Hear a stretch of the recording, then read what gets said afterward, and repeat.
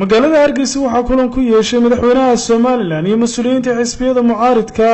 kulankan ayaa laga wada hadlayay wadahadal Soomaaliland iyo Soomaaliya uga furmi doona dalkaasi Djibouti soo dhexmari doona madaxweynayaasha Soomaaliland iyo Soomaaliya kulankaasi waxaa ka soo horjeestay xisbiga mucaaradka gudoomiyaha xisbiga Injineer Faysal Cali Waraab oo la hadlayay laanta afka Soomaaliga ee BBC-da ayaa arintaas ka jawaabay aniga chairman mowqifkay waxa weeye horan waan uga soo jeeday horan waan u sheegay inaan magaalada Saaye kulankaasi aanu maanta meesha qaban waqtigeedina aanu ahayn dawladda Soomaaliya ee maanta la kulmayana aan ahayn dawlad la kulmo aan mutaysan aan ay tahay baan aragnaa marka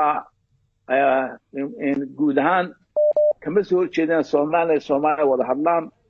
asaatee dawladda hadda joogta oo og tahay yani dhibaatooyinka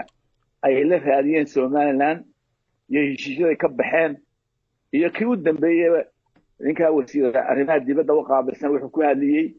in la hor fariistaa waxaan u aragnay tahay guud darro ku timi Soomaaliland Injineer Faysal Cali Waraab wax laga weydiiyay in tabashada Soomaaliland ay ka sheegan karto shirkaasi wuxuu kaga jawaabay mas'uul waxa weeye dawladdu marka cid laba qaybood hadlaysa horta waxa ka horeysa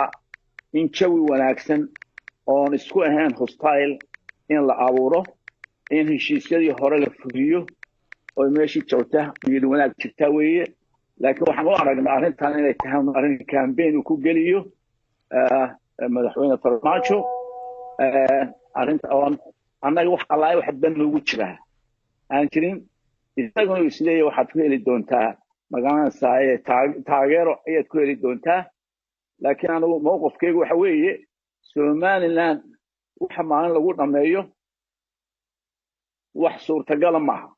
markale Faysal Cali Waraab waxa la weydiiyay in masiirka dalka uu matalo xisbiga muxaafidka kulmiye taasoo shirkan taageersan arrintaas waxa weeye horta executive-ku wuxuu xaq u leeyahay waa jira hasaatee markay noqoto mustaqbalka Soomaaliland waxa weeye waa arrin balaaran waxay u baahan tahay different baa la qaaday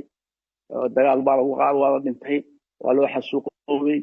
arrin maalin iyo laba maalmood la ilaa soo bax Djibouti ku kulmaysaaneen oo loo yeeriyo way ka arrin ka weyn tahay arrinta waxaan u arkaa inay aanay waqti casaar dhaafay madaxweyne Muuse taas waa tii keentay dagaalkii sanad 94kii keentay ee ahliga ahaa tabtaasoo kale ahayd oo madaxweyne markaa joogay ayaa yiri waxaan rabnaa in federation la sameeyo 4,000 qof baa iska kaaya dhintay waxaan u ahaa madaxweyne wuxuu ahaa ragii arrinta ku campaign gareynayay ee lahaa beeshaas waxay rabtaa midnimo Soomaaliyeed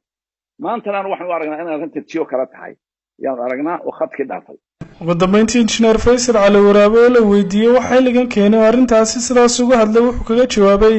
waxa weeye waxaan u qalmin ba in maanta maamulka ka jira Muqdisho la fadhiistaa